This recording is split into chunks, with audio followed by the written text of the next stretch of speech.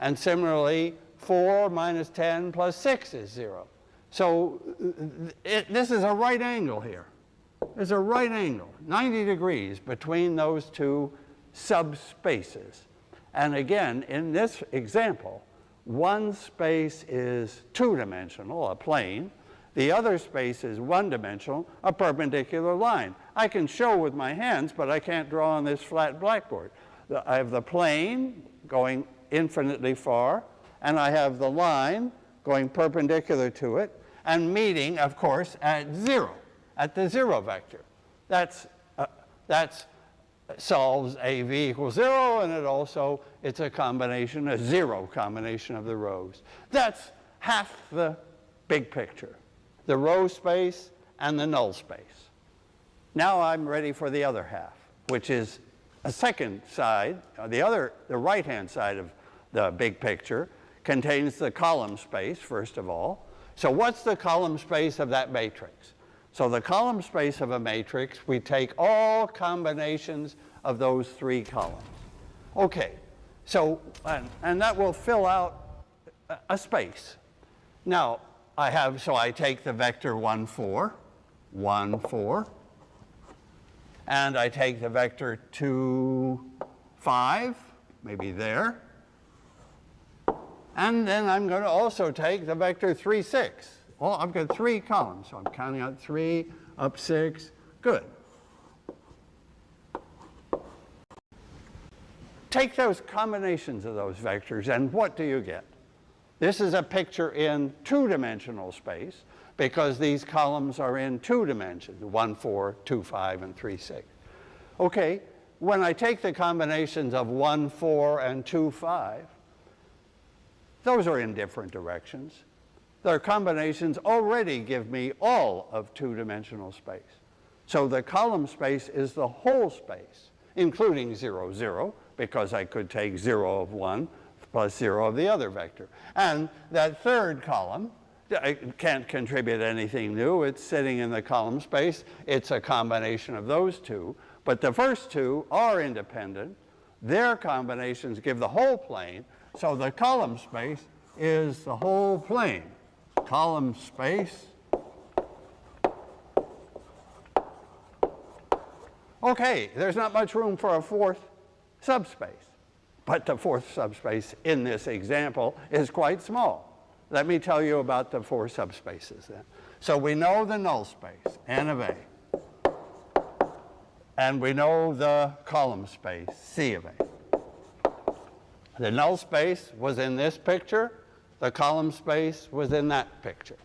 Okay, now what's the name for the row space? Well, if I transpose the matrix, the row space turns into the column space, right? Transpose rows into columns of the matrix A transpose. So by transposing the matrix, it turns these two rows into two columns, and that's what I have here. The row space is this is the column space of the transpose matrix. I like it. I don't want to introduce a new letter for the row space. I like having just column space and null space. So I'm okay to go to A transpose. Right. Now, what's that fourth guy? Oh, just by beautifulness. General principles of elegance here. If I have column space and null space of A, and if I have column space of A transpose, the fourth guy has to be the null space of A transpose. Sorry I wrote that so small.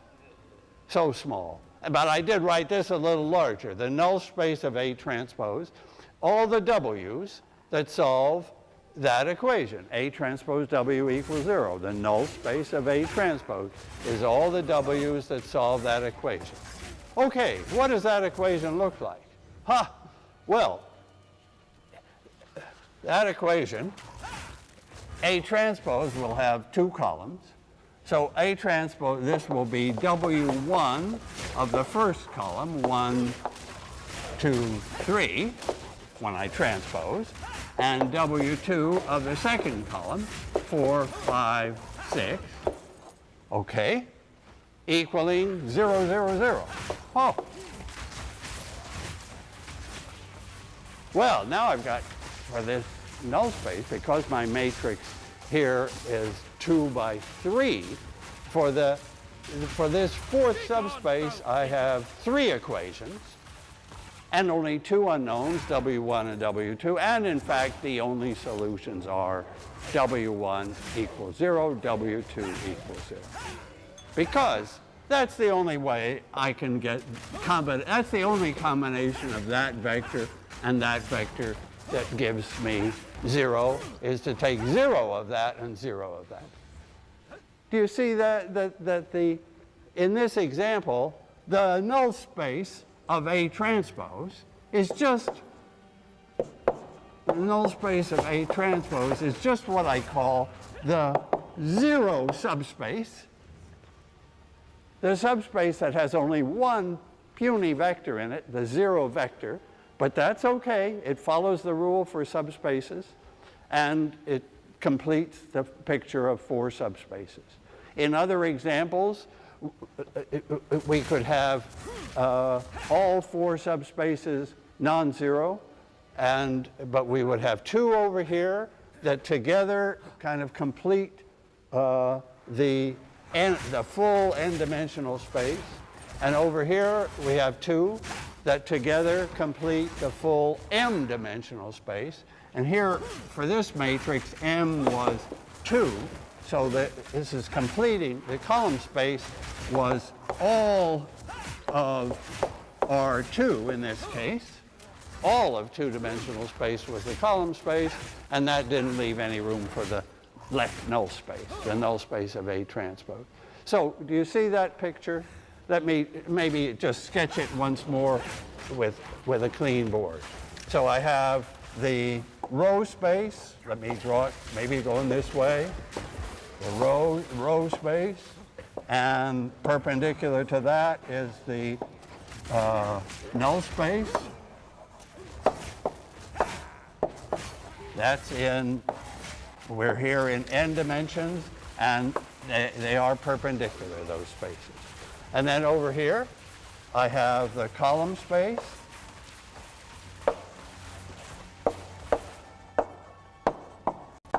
And perpendicular to that is the left null space. And we're here in m dimensions. Those are our 4 subspaces. And they sit in n-dimensional space, 2 of them in m-dimensional space, perpendicular, and I could tell you something about their dimensions. So this row space in that example was 2-dimensional. It was a plane. In general, the dimension equals, let's say, R. That's an important number, the rank of A. Oh, that's a key number. Maybe I better speak separately about the rank of a matrix. But I'll complete the idea here. So the dimension of the row space is the number of independent rows, and I call that number R. And the beauty is that this has the same dimension. Dimension is also the rank R. Can I say that? A wonderful fact in a sentence. The column space and the row space have the same dimension. The number of independent rows equals the number of independent columns. That's like a miracle. For a giant matrix, say 57 by 212, there might be 40 independent rows, then there would be 40 independent columns. And then the null space and the left null space have the remaining dimension. So the null space has dimension n minus r, because together they have dimension m, and this has dimension m minus r, because together they have dimension m. That's the picture with the dimensions put in. And let me say a little more about the idea of dimension in a separate video. Thank you. Old roots find new soil.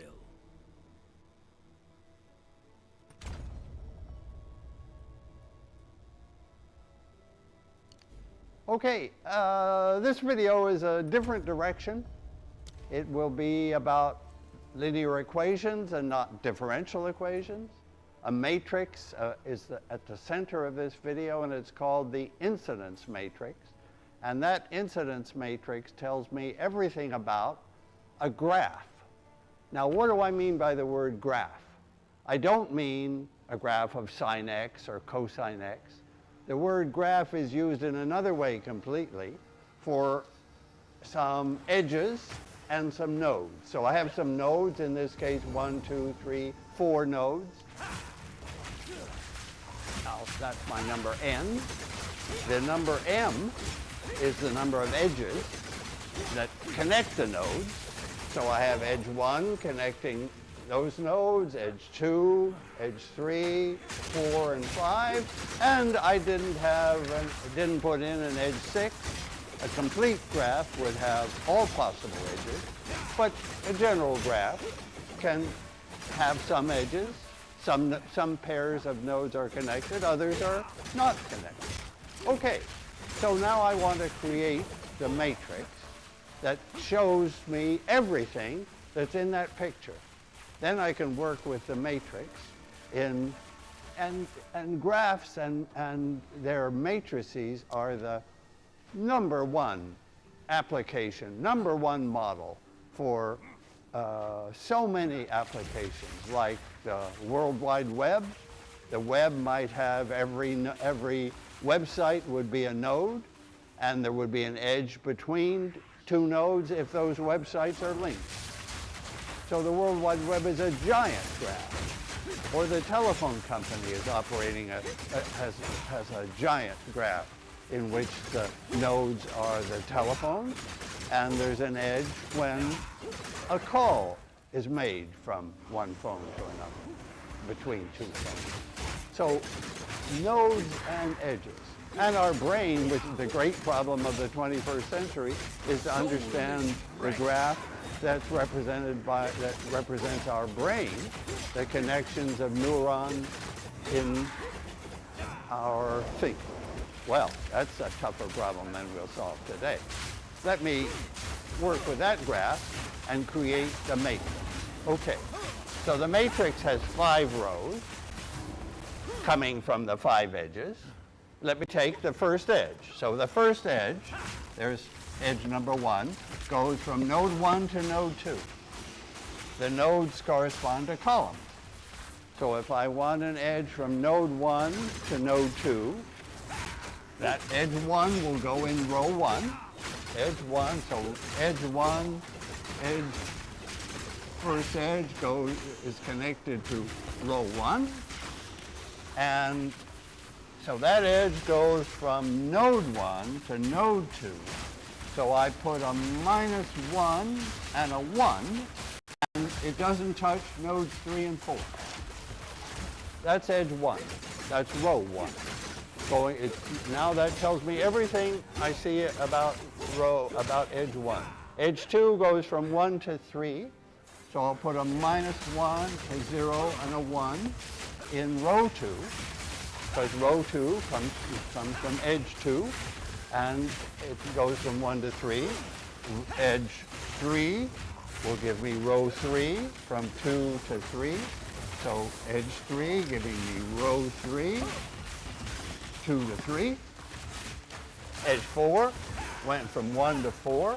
So -1, nothing, nothing, 1. That tells me that edge 4 is going from node 1 to node 4. And finally, from node 2 to node 4 is the final row. Okay. Do you see there the graph? Everything, all the information in this picture is now captured in that matrix. So we can work with the matrix. And what does a matrix do? It multiplies vectors. That's what a matrix does. It acts on vectors. So what happens if I multiply that matrix by a vector? So now let me take out these edge numbers and do a multiplication. Okay, that matrix has 4 columns. It's a 5 by 4 matrix, m by n, 5 by 4. So it multiplies a vector with 4 components, and those 4 components will come from the 4 nodes, and maybe they represent voltages at the nodes. Let me think like an electrical engineer for a moment. Okay, so if there's my matrix, I imagine I have voltages, V1, V2, V3, V4, at the nodes. So there's a V1 voltage here, V2, a V3, and a V4. And with those voltages, currents will flow. And so my unknowns are the voltages, the 4 voltages, and the 5 currents. That's what the engineer needs to know. Okay, so first of all, when I multiply A times V, what do I get? Let me just do that multiplication. So that first row times that gives me V2 minus V1, right? The dot product of the row with the vector. The next one is V3 minus V1. Then I have a minus 1 there. That's a V3 minus a V2. Then I have a minus 1 and a 1. I think that's V4 minus V1. And finally, this dot product with that will give me a V4 minus V2. So what am I seeing here? This is now A times V. I've done a multiplication by a vector of voltages. And what have I found? I've found the differences in voltages, the voltage difference between one end of the edge and the other one. I have 5 edges, and now I have 5 results, and those are the voltage differences. And what does a difference in voltage do? If these are at different voltages, different potentials, current flows. If they're at the same potential, no current flows, right? That's the fundamental driving equation of current from voltages, is the difference in the voltage, the difference in the potential drives the flow. And now how much flow? Well, so now I'm looking for the flows. So can I call those W, say, for the flows? So I have a W2 is the flow on that edge, a W1 is a flow there, a W5, a W3, and a W4. My pair of unknowns, and that's the beauty of this picture, is the voltages V1 to V4 at the nodes, and the currents, the flows, W1 to W5 on the 5 edges. So now, and I've seen that AV gives me the voltage difference. I'm going to briefly approach the fundamental laws of flow, of current, of flow in any network. We're talking about the most basic equations I would almost say of applied mathematics. Maybe I should say of discrete applied mathematics. By discrete, I mean a graph without derivatives. I'm not seeing derivatives here. I'm just seeing matrices and vectors. Okay, so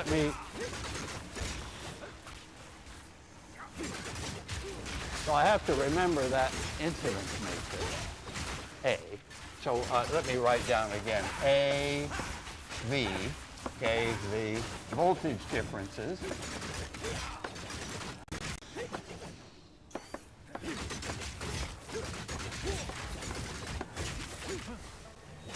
And that's one part of my picture. Another part is, what is the equation that finally brings it together? That if I have the currents, So V's, the V's were the voltages. Now, there's going to be an equation involving W, the current. And what is the equation? So this, what I'm going to write here is going to be really important. It's going to be Kirchhoff's current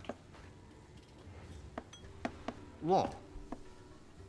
K, C, L.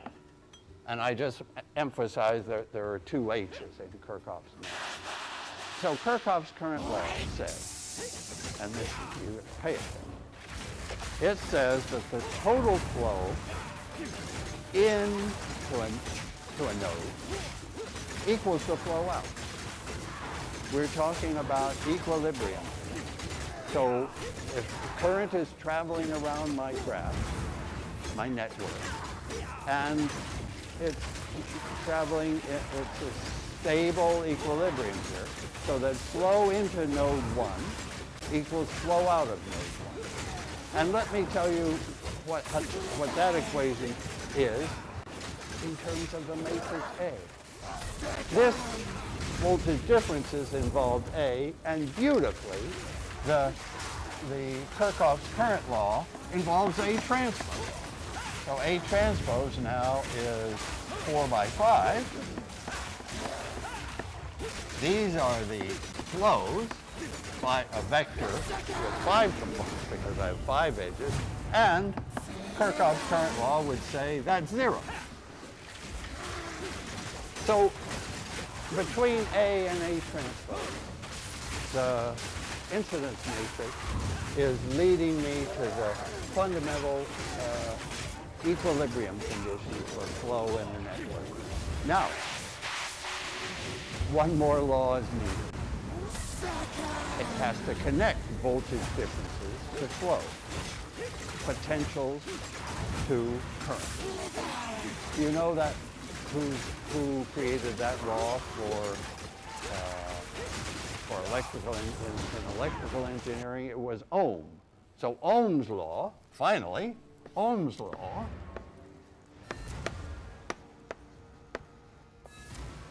is edge by edge that the potential difference, the drop in potential, the potential forcing current that's nice. is proportional to the current. So this is potential, so voltage difference. Over a new leaf. Let me write it in words. Voltage difference, voltage drop, I could say, between the ends.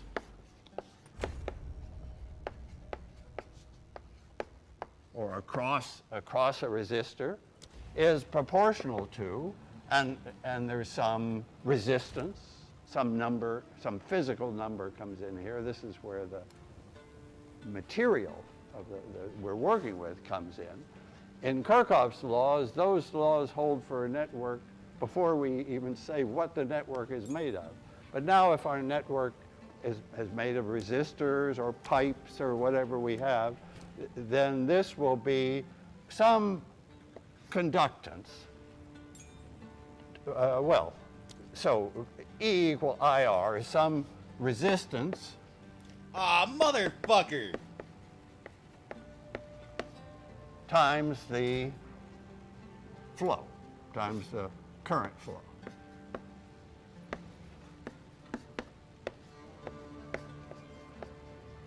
Double. Okay, so a difference in V's is some number. This is the physical constant that we have to measure in a lab to know what our resistor, how many ohms our resistor is. That equation is on each edge. So we have a bunch of equations, and together they tell us the 4 voltages and the 5 currents. And maybe I just make the main point here. The main point is that this matrix is crucial. A is crucial, A transpose is crucial. A gives voltage differences that make something happen.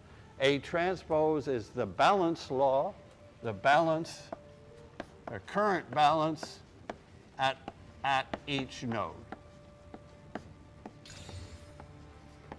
And you won't be surprised that when the whole thing is put together and we have a final equation to solve, we end up with A transpose and A.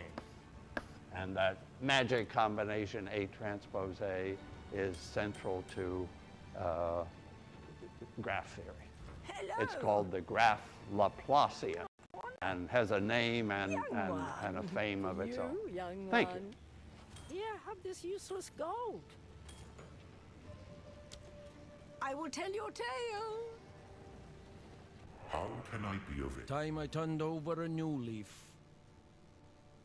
Okay, I want to continue the last video, which was about incidence matrices and graphs and networks and flows in the network. So that was 5.6. This is 5.6b.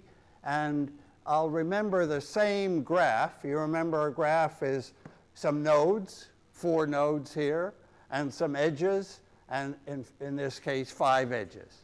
So I have a 5 by 4 matrix, and that's what it was. And I'll remember how it was created. Every row corresponds to an edge. So the first edge there goes from node 1 to node 2. So I put a -1 and a 1 in columns 1 and 2. That tells me what that first edge is doing, and it gives me 1 row of the incidence matrix. 5 edges gives me 5 rows. There's the matrix. And here I'll multiply by V, thinking of a vector V as voltages at the 4 nodes, and I get that answer. The 1 and -1 produce this kind of answer. Okay, now I'm ready for questions about the matrix A, the 5 by 4 matrix. These matrices, these incidence matrices, are beautiful examples of rectangular matrices where we can ask all the key questions about a matrix and get a nice answer. And the key questions that I have in mind are, what are there solutions to AV equals 0? Are there, that says, are there combinations of the columns that give the 0 column? So it's asking, are the columns dependent? If the columns were dependent, then I'll find some solutions, and here I will. If the columns are independent, the only solution I will find will be V equals 0.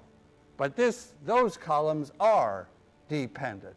Now, how can we see that? Well, in this case, we can find a solution to AV equals 0 because I can see how do I get all those differences to be 0? Well, not hard. V could be the vector of all 1s. Then the differences would all be 1 minus 1, would all be 0. I would be solving AV equals 0. And of course, I can multiply by any constant. The voltages, so all I'm saying is, if all the voltages are equal, there won't be any flow. If all the voltages are equal and I don't have any batteries or other sources in the network, there will be no flow. And those are all the solutions. The only way I could make all those 0 would be for all the V's to be the same. So all the V's have to be the same. V is C, C, C, C. And I learned that something important. AV equals 0 has some solutions. And I'll just jump ahead one electrical moment. That's not good if we want an invertible matrix. In the end, we would have A transpose A, and it won't be invertible unless we do something. And what do? We want to get rid of that last column. we can have 3 columns. Those will be independent. But that 4th column is a combination of the others.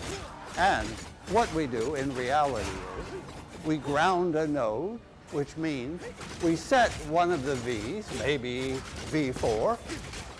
If we set that to 0, it's like we're fixing the temperature, we're fixing the voltage. We often have to do this on a sliding scale. If we only know differences in temperature, we have to say where is 0. And if we make that point 0, then we have only 3 unknown voltages and a 5 by 3 matrix and all well. Okay, so that's the discussion of AV equals 0. Now what about A transpose W equals 0? So now I'm asking about the transpose of that matrix. Now this is a 4 by 5 matrix. Again, beautiful example, 4 by 5 matrix. W, of course, it's a 4 by 5 matrix multiplying W, which is 5 by 1. So 4 by 5 times 5 by 1. And I want to get all zeros. 4 zeros. Okay? Right. So, first of all, if I have a 4 by 5 matrix, so when I transpose this, this is, you could say, short and wide, I think there are automatically solutions. There will be solutions in a 4 by 5 matrix with 5 unknowns and only 4 equations. I'm going to have some solutions to that system. So there will be some solutions. Well, the question is how many different W's could I find? How many different solutions? And what do they mean? And that's the beauty of this example, that it's not just a bunch of 20 numbers in the matrix. The matrix has a meaning. The incidence matrix takes differences. A to AV is differences in V, but what's the meaning of A transpose? That's the key question. Why is this equation very important? Okay, so I have to tell you the meaning of A transpose, and maybe I have to copy down what A transpose is. So let me go to a next board and copy down A transpose. So I'm looking now at A transpose W, okay? So now it will be 4 by 5. So that first column, first row becomes a column. The second row becomes another column in the transpose. The third row, another column. The fourth row is that column, yes. And the fifth row is that. And that will multiply what, W1, 2, 3, 4, and 5 to give 0, 0, 0, 0. And that's called the current law.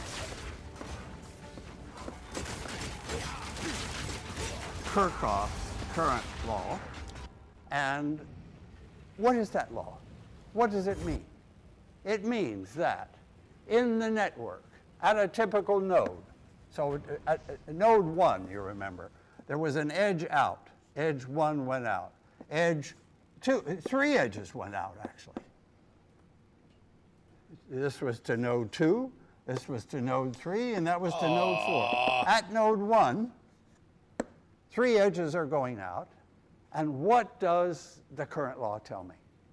It tells me that the total flow out is 0. The net flow, any flow in, which would be negative W's, and any flows out, which would be positive W's. W, that came from the first edge. This was maybe the second edge. And I think that happened to be the fourth edge. Flows out of W. And that's what I see here. A 1, a 2, and a 4 are multiplying. W1, W2, and W4 are the first equation there is minus W1 plus W2 plus W4 equals 0.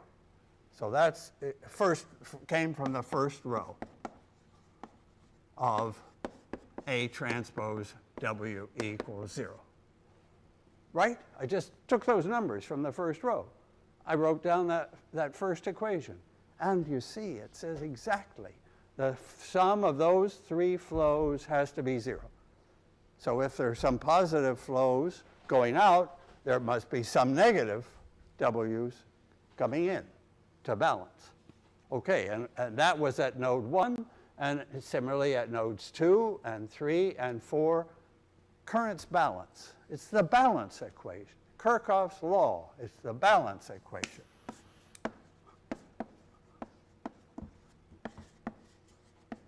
It's conservation. A fundamental equation in modeling applied mathematics is if a body is sitting there in equilibrium, then the forces on it are in balance. If I have steady flow around a network, the currents are in balance. Always there's a balance equation so that things are not collecting up at a node. It's stable. Okay, so that's the meaning of Kirchhoff's current law. That's the meaning of A transpose W equals 0. And what about solutions?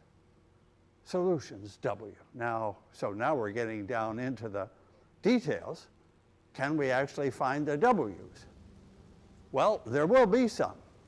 There will be some. As I said, we've got 5 unknowns here and only 4 equations. So we're certainly going to find a solution. And let me suggest one good way to look for it. Suppose